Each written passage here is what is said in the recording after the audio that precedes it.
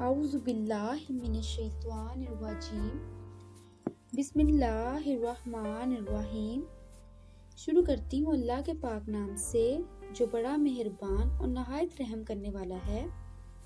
السلام علیکم۔ خوبصورت بننے کے لیے حضرت فاطمہ الزہرا علیہ السلام نے کیا ارشاد فرمایا؟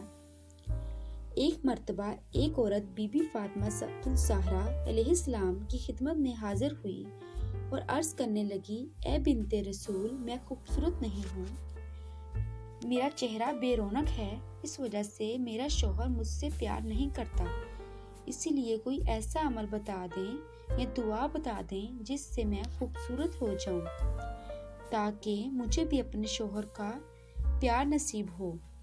بی بی فاطمہ الزہرا نے فرمایا، فجر کی نماز کے بعد سورۃ یوسف دم کر لو اور صبح شام وہ پانی اپنے چہرے پر لگاؤ اور ساتھ پیو، اللہ کے کرم سے جلد تمہارا چہرہ بارونق ہو جائے گا انشاءاللہ۔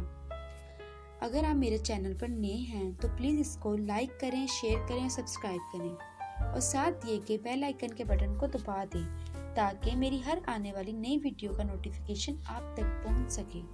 بے شک۔